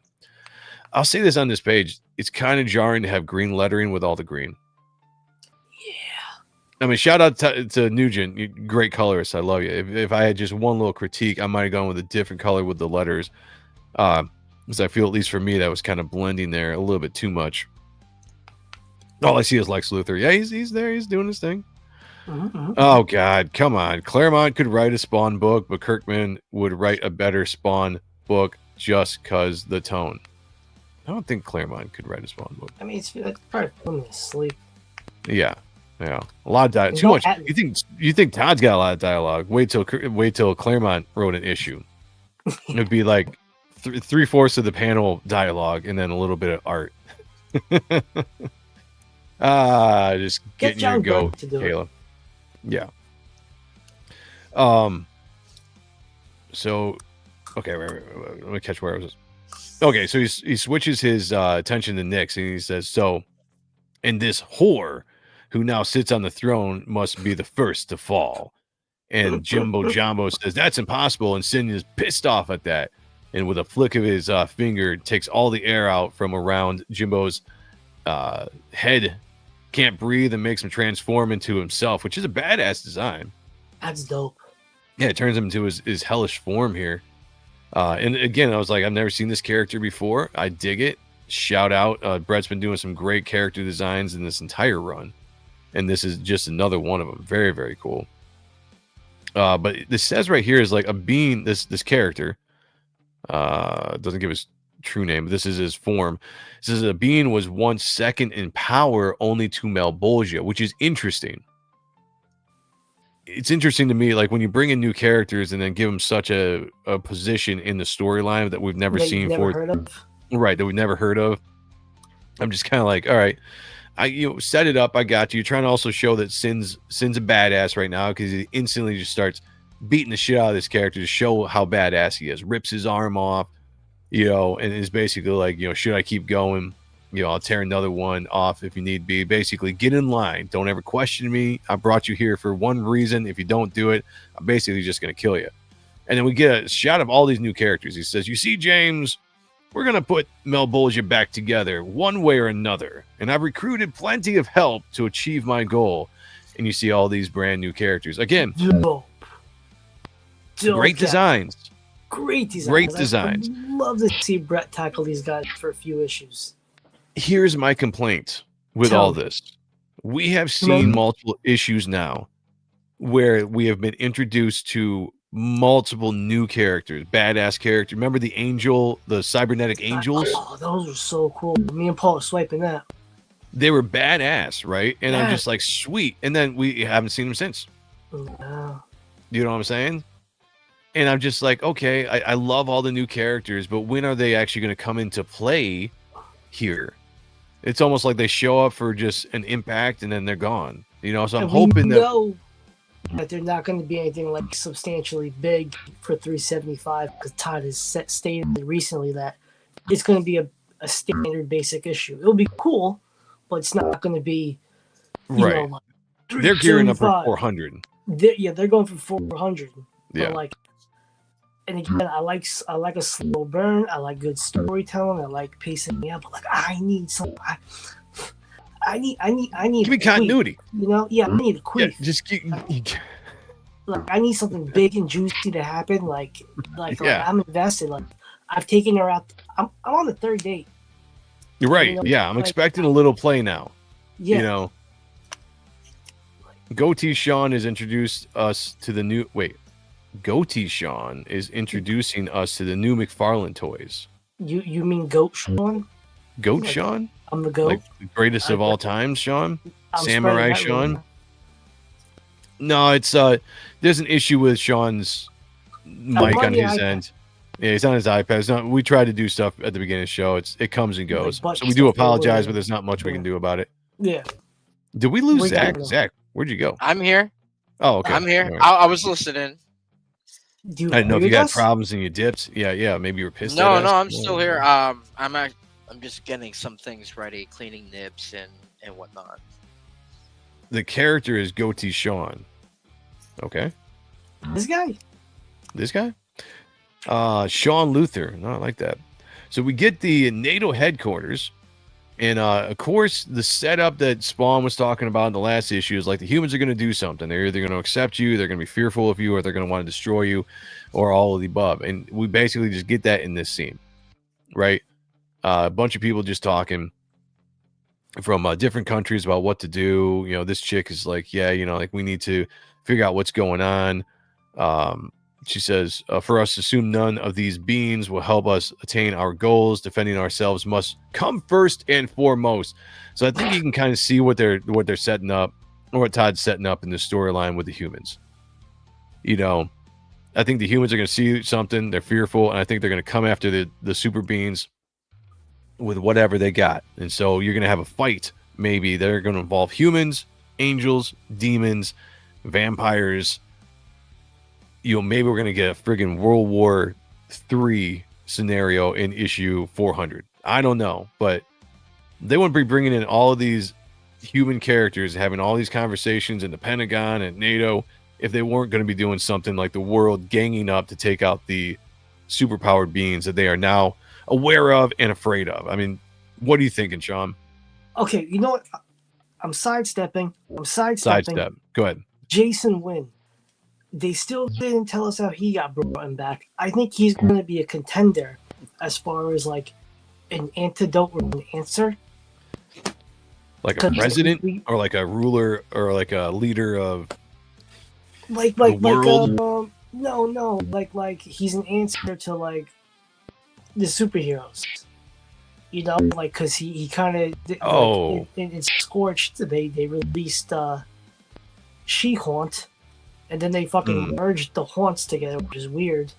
Interesting. Yeah, it's cool. Interesting. But like, where's Jason Wynn? We still don't know how the fuck he came back. Because that's a lot of things out there. That's just a lot of things are out there, and I lot of things to that. But like, I think he might be a contender too, because he's always been in like the espionage bullshit. Right. Eric says Todd said that in an interview recently that issue 375 was the original idea for 400, which would be this guy needs to get his shit together. Oh, I was gonna say, which is interesting if he's saying that 375 is just a regular issue. If that was the original, it makes me wonder, and it makes me worried that there was no solid plan after Todd came back writing the main book after McConville left, and now they're just they're winging it until it kind of comes together. And that's just how I feel like right now. And that's, as a reader that was really invested into the story, I've been kind of jarred over the last 5 issues or so. And I don't see where we're going anymore direction wise, where at first we were always guessing. We would come into the show, we would read the episode, and we'd sit here and we would just speculate about what are they doing? Like, what are all the possibilities? And it was and we like, were on point. Yeah, we were on point. And for a lot of it, we're kind of getting a lot of it. But recently it's just kind of, I don't know. I feel like we're stalled here. So I do like where they're, what? Oh, this guy looks like the Don. with a goatee. Yeah, with the Shout out to the Don. Everybody go check out the studio Saturday nights at 7 p.m. But yeah, Sean brought this up. He's like, dude, this looks like the Don. And I was like, yeah, without a goatee, I could see it. Yeah, I that can should see be his that. new avatar. If I was the Don, I'd start hitting Todd up for likeness rights. I'd be like, yo, Yeah, man, you yeah. clearly took me out. So we switch here to a meeting in the park, all Mulder and Deep Throat like, you know what I'm saying? Yeah. But between Al Simmons and this dude that I've never heard of, sitting down. Long story short here, this basically is a covert ops dude that works for the president. And Al's basically, he's like, let's strike a deal. We need your resources. We're going to put together a team, but the team is going to be who I say it is. And he's like, and you fund the actions we deem necessary. And this guy's like, or we can be adversaries, one you'll never beat. Then the public will vote your asses out of office, looking for those who will protect them. I know your president doesn't like being pushed around, but I'll assume he likes being alive. My enemies will destroy everyone they have to. We can prevent that, but we need favors too. I'll be in touch. It's kind of interesting to throw down like an ultimatum, but then be like, we need favors. Yeah. I'd just be like, screw that. You're like, do this or we'll let you die. Plain and simple. And then we get this guy that sneaks up on Al. He says, here's another person approach from behind. He says, are you the reporter that I talked to over the phone? I think this is Jason Wynn. Oh, we don't see it. Yeah, we don't see it in the rest of the issue. This is kind of where the scene ends. We don't come back to it. But that looks like Jason Wynn to me. And I don't know when the last time Al and Jason came face to face in a scene, but I think that's Jason Wynn. And I think he's going to come to Spawn with some kind of plan or ultimatum himself with all this stuff. So I think I don't know. That's just, I could be wrong, but it looks a lot like Jason's, his, yeah. I think that could be it. So some exciting stuff right there to end the issue. As well, this isn't the end of the issue, but just kind of that's the last scene we get there. And then we go to this dissection scene, which is brutal. Absolutely brutal, where angels, demons, and humans are working alike to basically dissect these vampires to figure out why they still kept their powers during the blip thing that happened. It says a mix of demons, angels, and humans lend their skills in hopes to discover how the recent return of every modified being's powers have affected the vampire sect. Oh, okay, man, that's how it is. And these characters are alive. They're just dissecting these vampires while they're alive. It basically says, vampires can't really die, although there is a way to kill them. It doesn't really tell us how, but they can still feel pain. And you got these characters that are just strapped down as they're filleting them, taking their guts out. This guy talks about removing their lungs. He's maybe they'll stop breathing. And you see this chick is crying as she's just being dissected. It's a very brutal scene. Yeah. Of all the campiness, goofiness of the last issue and a half, we get to this scene and it was just like right back on track, I think, of what Spawn is. I'm like, okay, now we're getting into some shit. Like this is some brutal stuff right here. It went to like a Blumhouse. You know how like Blumhouse is supposed to be making the movie? Yep. Like that type of tone. Like we stepped away from like Disney Plus. Now we're going into like that dark realm. Which like it kind of excited me it got me more excited that we're stepping away from like Secret Wars. Yeah. And back to like I feel like this is more Spawn feel to me than we have been feeling, up to this point. It says this doctor's like prepare to sever the patient's arteries, and this is where it says the vampires can't die, but they still feel pain, though there actually is a slow way to kill them, but they don't really go into it. Separating tissue right and the right wing from the body, watch his bleeding. Suddenly their experiments are interrupted, and you get this badass shot of Spawn just showing up full costume. So good. He's basically like, you know who I am. Be afraid. But look at this. Look at that shot. Can we just shout out Adelso? Like shout him out. The additives that he's bringing to Brett's pencils, he's just fucking kicking ass. My guy is just. He's our generation's Scott Williams, Terry Austin. I love Adelso. Yep. Yeah. That's some Eli Roth hostile type shit. Yeah. Roy's in the house, is not crazy about Adelso's butt blanket. It comes in right at that moment. Right at the moment as we're giving praise. Yeah, I'll give him my man flowers, and then here comes fucking Roy with his iron socks. He says, not buying the books. His inks are too thick all the time, or all the same line weights. Better for Finch type or J. Scott Campbell. I disagree. Yeah. Which is not a surprise. Roy and I will disagree a lot. I think he's great for Brett. I think now Brett awesome. works good with a lot of different inkers. Like, you know, he can work well with Ratman and do that really clean, slick style and still look awesome. Regula does the same kind of thing, but he Regula does a little bit of Adelsoisms in there. Yeah. But Adelso adds something. Like, there's something Adelso does with Brett's lines. I like the thin lines. It's chunky. I like the kind of sketchier feel, energy feel to Brett's line work when Adelso is on him. And yeah, you might like him better with Ratman or somebody else like that. That's got a real nice, slick style, smooth style over Brett. Brett's gonna look good no matter what. But I think for Spawn, this really works. Yeah. I think it really works for Spawn. What am I saying here? Okay, so he comes in. He's like, you know who I am and what I'm capable of. And these guys are all scared. They're like, we're just following orders. Don't hurt us. He says, I don't give a shit. All I know is when Blood finds out someone decided to dissect a couple of his soldiers, he'll blot the sky out with an army so big there'll be nothing left of any of you. And he look at this poor violator, dollar store violator dude. Yo, he's got a flashlight on the floor. It's like Brett was like, I need a character that's gonna be like a pathetic violator, species. So the funny part is you're all going to help me deliver the message. And this is like, how's that? He's like, by operating on me too. Here we go. Oh, here's the thing. We're gonna cover this as soon as we get through this scene. Now give me those wings. That's not possible. Make it possible. Just remember 2 things. I'll be awake during the operation, and none of you are trained to fight. Okay. And they do this the surgery, a lot of cool artwork there, putting these wings on. 72 minutes later, that's fast. Give him room. It says, yes, give a wide berth to the hellish monstrosity, forged from a recipe of symbiote, hellspawn, and the eternity of a vampire. And there's Spawn. Bat wings, vampire wings. Says a lethal combination that will soon become known as the Wings of Damnation. Dun, dun, dun. Great art, interesting concept. Now let's circle back.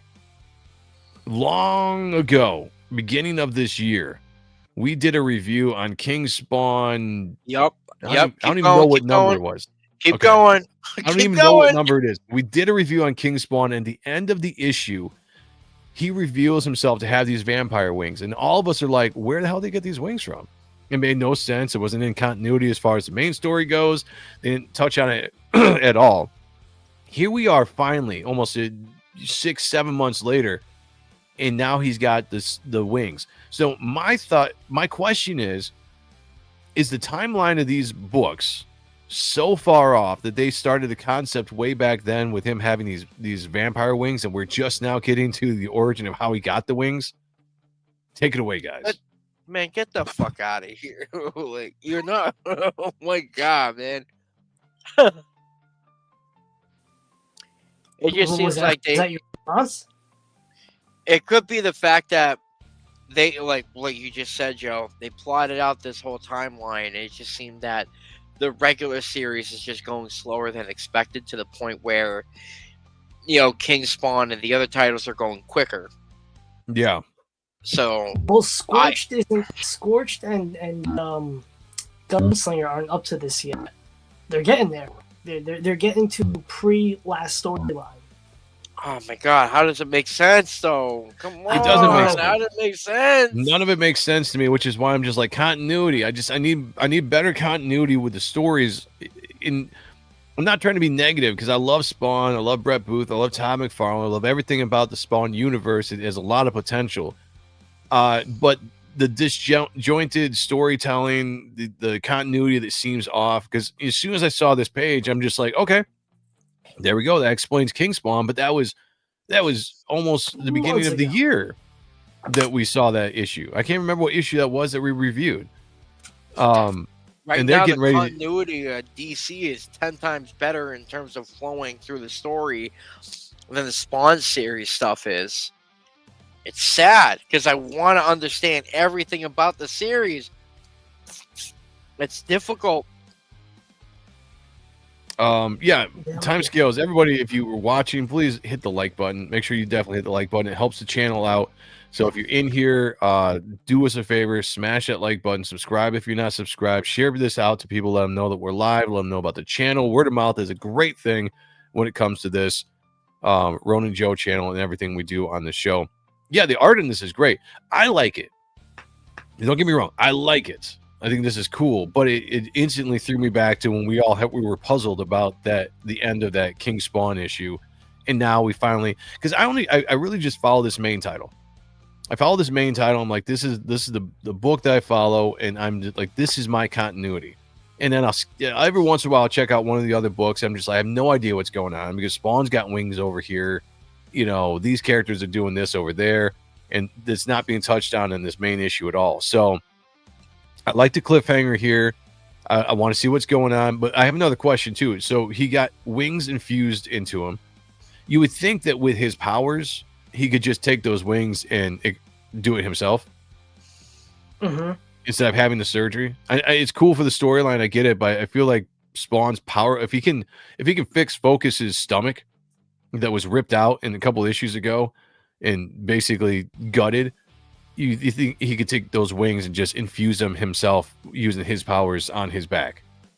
But it seems like he's completely transformed here. He's got vampire teeth now, got the wings. So I'm interested to see where they're going with the symbiote and what's his purpose with this? What's his end game that he's going to do now that he's infused this vampire powers into him, you know?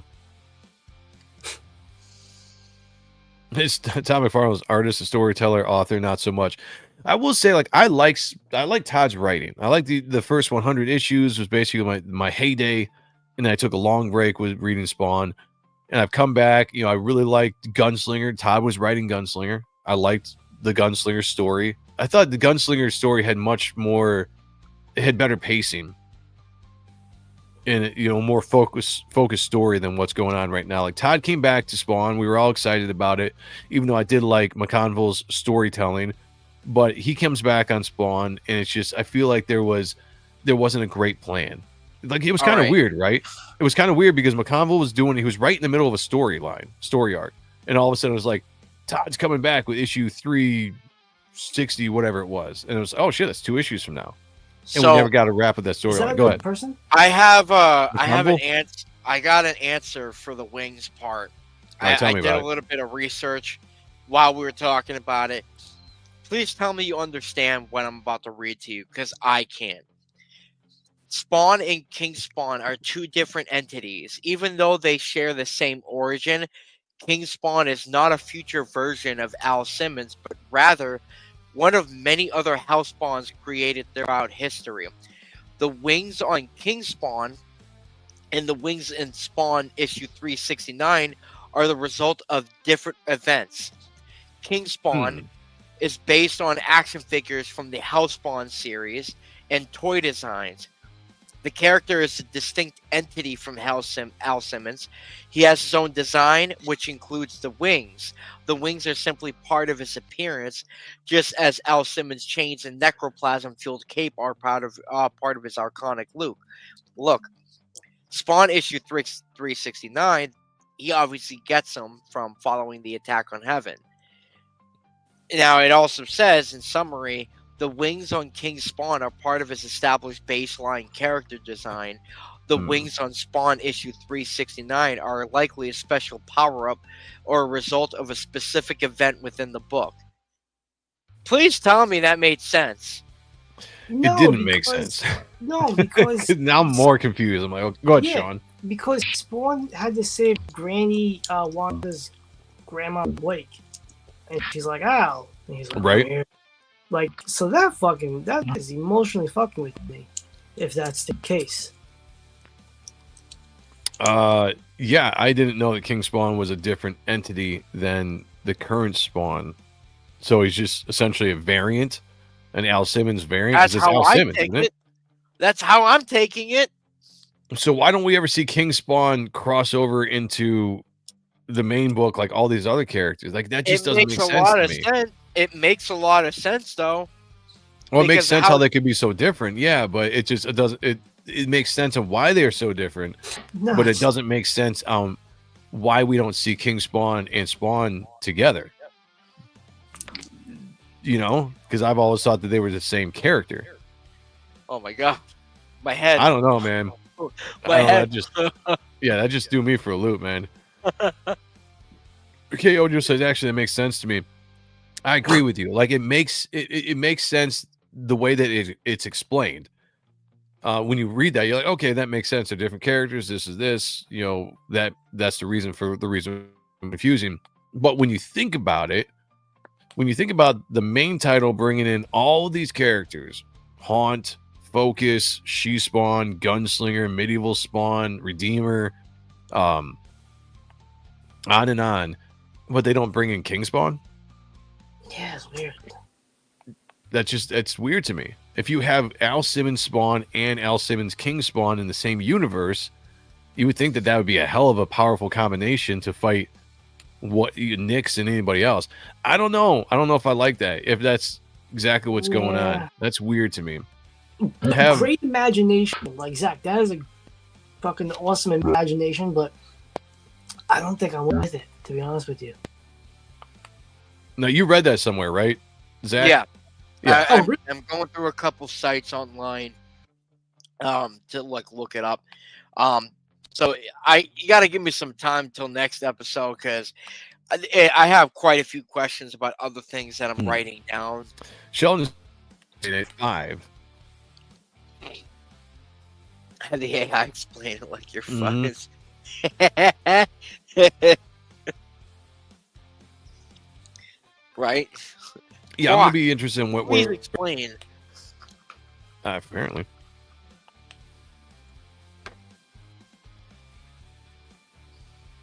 Am I back? Yeah. Okay, good. I'm back. That was weird. I thought you were. All right, good. I got somebody coming looking at the internet tomorrow because. No, I was just listening intently. Oh, okay. Oh, Yeah. okay. Like, No, there's been problems with the internet here. I got somebody coming looking at it tomorrow. See if we can get some of these issues taken care of because it's kind of annoying.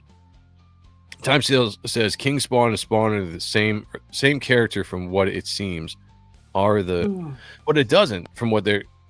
That's what's confusing. I always thought they were the same, but then when Zach just read I don't know. Roy says even I knew that they were different characters, Joe, and I haven't read a Spawn book since 19.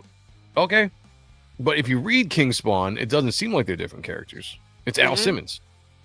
and also, too, if I might add, in issue 306, 307, you see Billy Kincaid come out of nowhere. And then when you read King Spawn issue 1 through 12, Billy Kincaid comes back. And I felt like that was a continuation from that. But if King Spawn is separate, where the fuck has he been? Like, so Billy Kincaid's been in issue 306, 307, but then has never been seen again. I don't like the continuity. Why wasn't he a player for Battle of the Throne? Yeah, I don't like the continuity of everything. It's too. I like that Todd's got a universe. I like all the different books. I think it's a great idea, but I feel like the execution is off a little bit. Like they need to do something almost like DC did back in the day. And do something that converges everything, get everything back on a storyline, an even storyline with each other. All the variants like Medieval Spawn, etc. I knew there were a bunch of variants, Roy. When they came up with King Spawn, if you read it, there's nothing there to make me think that that's not Al Simmons. Yeah, when it's Al Simmons, it's Al. You know, it's too confusing if that's the case. We got the man himself, Mr. Mo Biggs, in the chat. Welcome, Mo. Hey, Mo! I finished the drawer. What do you want me to do, kiss you? Well, go on, put it over there. Okay. So Roy does say a while back you read a book where King Spawn appeared together. Okay, I'm gonna check that out. Because I must have missed that because I don't remember those two characters appearing. But okay, and I will take it. I'll take that. I'm just thinking that King Spawn might be a planned spinoff. Well, I mean, they've been going for almost 50 issues now. This month. King Spawn is Todd going down a rabbit hole. We got $5 from Sheldon Martin, member of the channel, says, here's 5 bones to help with your internet. Thank you, man. I appreciate that. Yeah. You know, I pay enough for the internet that I should not be having problems, but it's throughout the year, there's been certain issues. I'm having someone come out and look at it and be like, you need to figure out what's going on. You know, I don't know if there's a new cable that needs to be run or whatever, but we need to get this thing figured out because I'm tired of it dropping. Not only that, but my wife works on the Wi-Fi at home with her job, and that drops all the time as well. So it's stupid. Great to see everybody. You too, brother. You too. So that's how 369 ends. So 368, 369 is what we looked at today. Go check those out if those books interested you. Why can't it? What is going on? Okay, whatever. All right, give me a quick rundown of what you guys think overall. We don't need to do both issues as far as grading both of them. Grade both of them together as a whole story that we went through tonight. Starting with Sean, we'll do Zach, then we'll do me. Give me a grade number, factor in art, all that good stuff. I'm interested to see what you guys are going to say. 7. 7.5. No, higher than I thought. Yeah. Give me a breakdown. Okay. We're done with that. We're done with the Monster Mash storyline, which just felt emotionally draining. We're moving on. We're going in a different direction. I think there's a bit of return of events when we saw with the dissection of the vampires.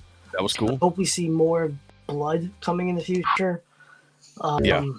Maybe less Marvel team up, but I don't know because if he's going to be using his super friends to work with the government, we might see more.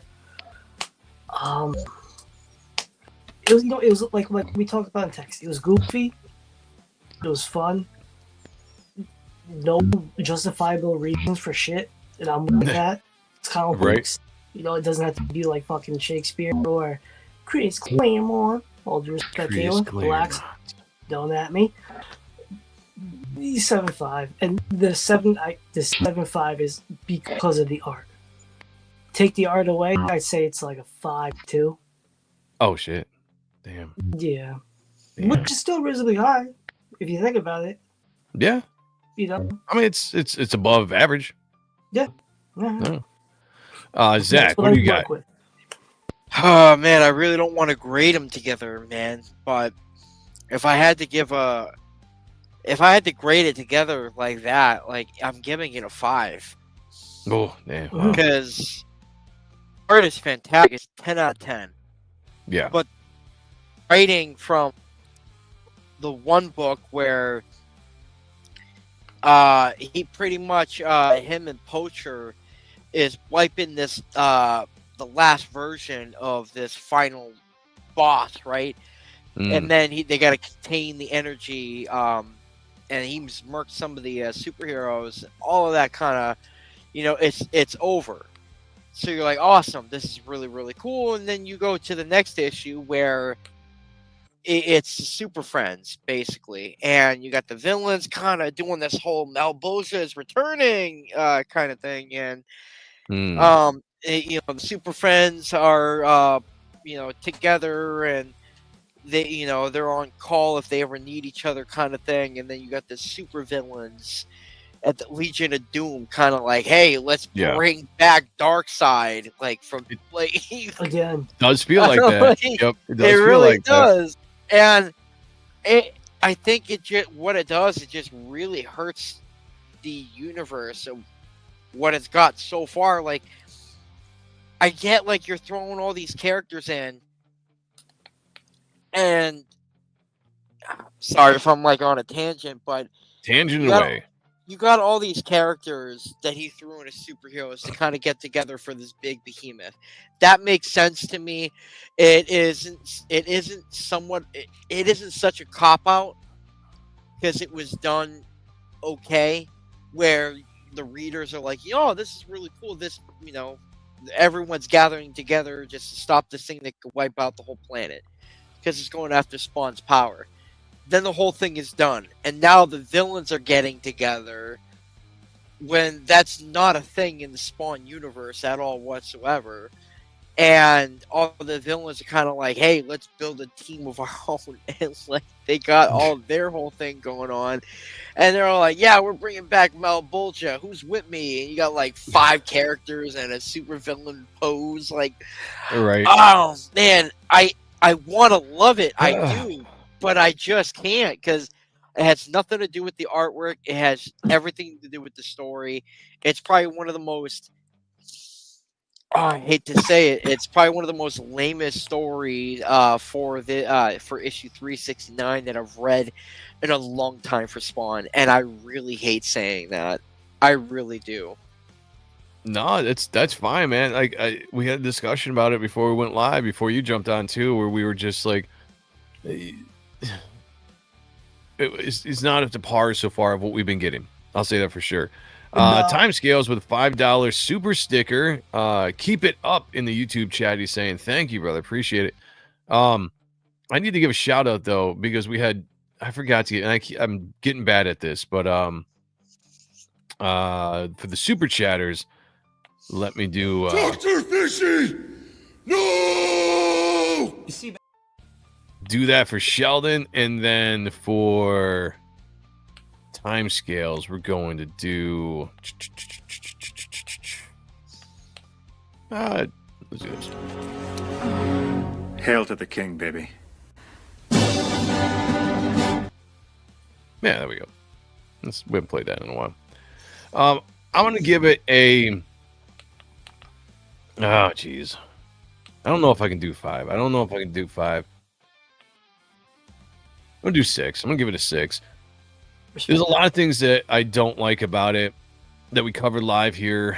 I don't like a lot of the dialogue. Things seem like out of character for Spawn and some of the other characters. It seems like they're trying to be a little too cutesy and cheeky in certain parts of the book that don't feel Spawn-like to me. I agree with both of you guys when it feels like this Spawn universe, at least this storyline with the gathering of all these characters, feels like Batman and the Justice League more than it does Spawn. Now, at one point, I really enjoyed all the characters.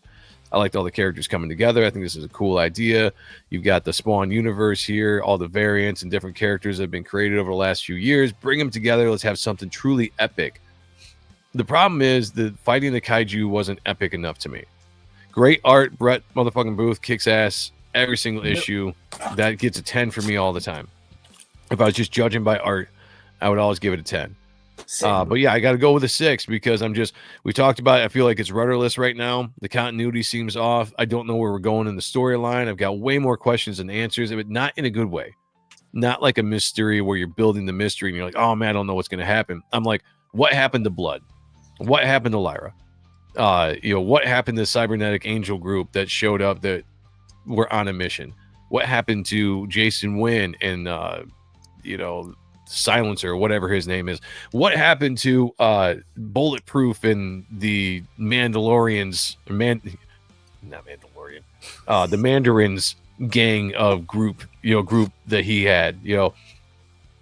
Lots of storylines. I'm just like, where are we going with this? And I don't really have any answers. Then we get characters that just pop up. Sin is just back.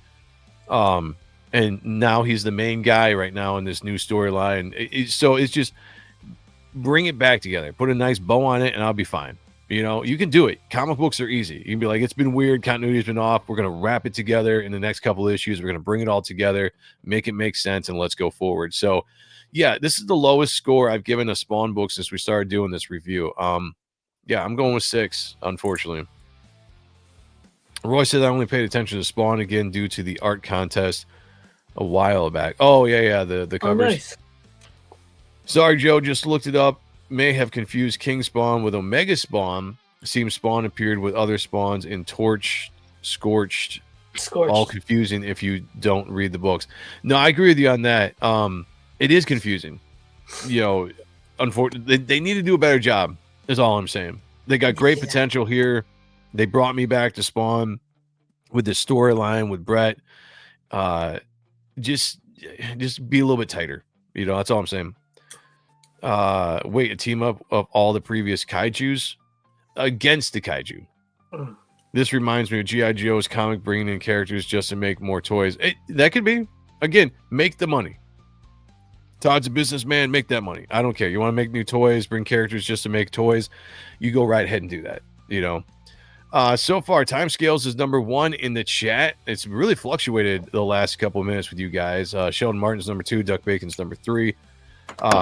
You guys still have a couple minutes to get that top spot before we get out here. But before we do, we have a book on this show called Type 1 by our very own Sean Ahrendt here. If you guys haven't yet, go back it. It's over 10K altogether on Indiegogo and Fund My Comic. But let's get this Indiegogo campaign to 10K itself. Why isn't this? Let me refresh this real quick. I thought this was supposed to show the counter. Weird. All right, refresh. No, because I'm not closing. Oh, so that's only there when it's getting close to closing. I got you. Yeah. Okay. Yeah. So anyway, Dan will have the colors finished by the end of the month. I'm just going over the script. Well, not just going over. I'm just working on the script right now, just finishing that up, then sending it off to get lettered. And then we'll be in pre-production by the sometime middle of November. And ship it all out and start getting it to people's hands towards the end of the year, hopefully. Slow process. Appreciate everybody's patience.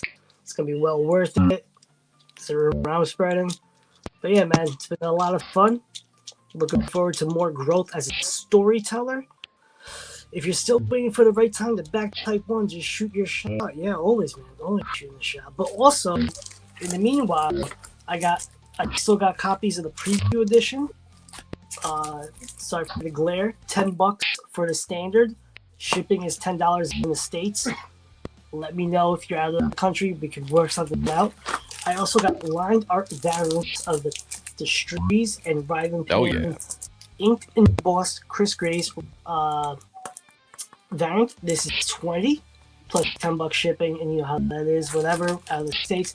And then we got Phil McNulty. Yeah, R.I.P. R.I.P. Still alive though. Still alive. Phil McNulty. He did such a great job. Phil, if you're up there, thank you, my friend. You did a great job. But do I have a deal for all of you? All right, deal. Oh, sorry, deal. If you buy all 3 at once, free shipping within the States. That is a deal. That's a deal. That's sealed and delivered. Let's make magic. Let's make memories. Let's make Type 1 the best it can be. But yeah, by the end of the year, we'll have some better news for you, and then we'll get everything out into everybody's hands. I will have some phenomenal help with the fulfillment, and I cannot wait till everybody just give me their feedback, comments. Tell me how I could grow as an artist, as a storyteller, blah, blah, blah, blah, blah. And yeah, let's make this happen. Pretty soon he's going to say, your mother backs cocks in hell. That's going to go. That's going to be a runner up, or not a runner up, but that's going to be a possible comment of the night there. Reaper Destroyer Second Chance campaign ended on Sunday. We closed out, so thank you to everybody that backed that campaign. But Reaper Destroyer issue 2 sign up sheet is still live on Indiegogo, even though it's kind of weird. It seems like you can still sign up for this. Although, where? Hey, did you make that happen, or was that them? What? The pictures. I think I uploaded that on the old one, but it didn't rotate through them like it does. So with a new format, I think it rotates, which is fine. I like that. But I think maybe now you got to follow. So maybe this isn't a sign up anymore. Maybe it's just a follow. That's interesting. You can write a message. Ooh, write a tough message. Send me something nice. I love me. I like Chauncey Blakey, Reaper Destroyer issue 2. Let's fucking go. I like that. Mm. Yeah, but I guess this is not really a sign-up sheet anymore. It's a follow. And it shows the actual numbers. Interesting. Okay, I don't know if I like that, but anyway, go follow that if you guys haven't. The story is, after Apophis has been revealed as the entity tormenting Matt finds himself trapped in a foreign land known as the Veiled Dimension. We are going very more fantasy style with this book. We're going to go into the Veiled Dimension, which gives me a chance to draw some really, really cool stuff. In the Veiled Dimension, he's going to meet some new allies and some new villains, find out a little bit more about himself. This book is definitely Empire Strikes Back meets Alice in Wonderland. It's all going to make sense when you guys get it, when you back it. 2026 is when we're going to be launching this, probably around, I don't know. We had to push it back. Because of the Indiegogo stuff and the holidays are creeping up. A lot of things kind of just went wrong there at the last time. But, we're going to push it back. It's going to be awesome. Keep an eye out for it. There's a chance I don't even do this on Indiegogo. We're still trying to figure out if this platform is going to get all the bugs figured out to run a campaign. Maybe I do it on Fund My Comic. Maybe I do it on my own site. I don't know. Just keep an eye out. We'll update as we go, but at least go and follow because I get your information and I can still add you to the mailing list regardless of that. So check that out, everybody. We appreciate it. Don is here after his cameo in Spawn. Don's here. Oh, there you go. Nice. Don, you made a cameo in Spawn 368. All right. You gotta go check that out. All right, guys. Thank you so much for joining us tonight. This was episode 50 of the Spawn review. We looked at 368 and 369, relatively low scores, probably the lowest scores we've given on this show. I'm still enjoying the book. Don't get me wrong. Got some critiques. Brett did a great job, as he always does. All right, starred comment. Here we go. Comments of the day's potential. We have Alex VRB says, Poacher, hell, just met her. That's one. Sheldon Martin said, Poacher trying to be cool, asking his new young friends if they have a MySpace. Eric says, Gingers, my parents wouldn't let me play with redheads growing up. They were, I should probably bring these up as I'm talking about these. Bad hosting. Gingers, my parents wouldn't let me play with redheads growing up. They were afraid I'd catch gingivitis. Sheldon Martin also had, I predict Spawn and She Spawn cycles are going to sync up. And Mo Biggs coming in with pretty soon he's going to say, your mother backs cocks in hell. What do we think here?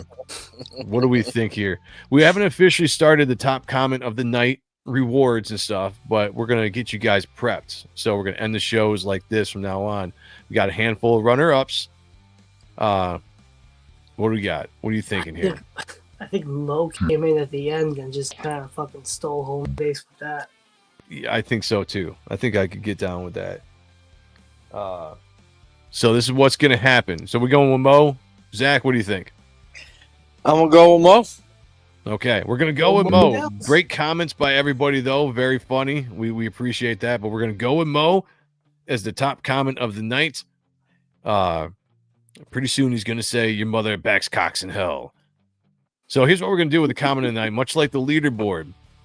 The leaderboard has a big prize, but we're going to come up with something smaller, something fun for the comments of the night. We don't know just yet. It's still an idea. We're spitballing in our heads, but we're getting you ready for it right now and try to train you guys up that this is what we're doing at the end of the night. So we want to see good, funny comments, whether you're busting balls, whatever, in the chat as we go throughout the night. The cocks in hell. The cocks in hell? Oh. Okay. You're welcome, Mo. Well, thank you for coming in here and dropping a good one. Working on Aunt all day. Apologizes to Joe and Sean. No, better apologize to us. Well, no, yeah. In that case, apologize. Mm-hmm. I feel like we need Sean to say it now.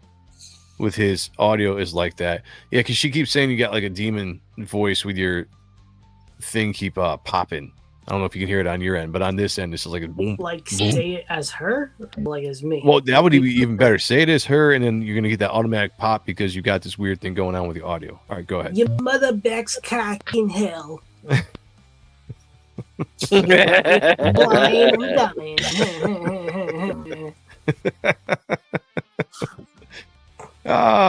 Okay. On that note, shout out to the time scales. You won the night as far as the top contributor, so I'm going to put you down there, and you're going to go on the leaderboard. Time scales, congratulations. Shout out to Mo Biggs for getting the comment of the night as well. And that is that. Be back here tomorrow night. Geez. Thursday night. We got Billy Tucci coming on stuff. Teen Sensation. Teen Sensation. Let's go. Thursday night, 9:30 p.m. We'll be jumping on, talking a little bit about his new book coming out, and then we'll just, we'll cover a bunch of other stuff like we always do. I don't sound like that, but you do. You darling, you do. Zach, does she not sound like that? I don't know. I don't know. Afraid he's gonna get in trouble. It's all right. Yeah. It's all right. This is a safe space, Zach. Yeah. You can tell us. Don't You be can a tell pussy. everybody what you really feel like Yeah. here on this show. All right, everybody, we're getting out of here. Be good to each other. Wait, what did I say? Picture me naked. Well, yeah. Well, how did I? What the fuck? I had a brain fart. Love one another. Oh, take care of one another. Yeah, that's what you do. That's what it is. Take care of one another. Wait, what? Why am I messing this up? I say it every single night. Be good to each other. Take care of one another. And as always, picture me naked. Talk to y'all later. Peace.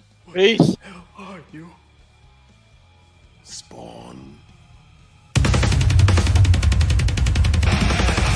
Nope, nothing. Computer's not gonna do anything. All right, here. Anytime you want to stop.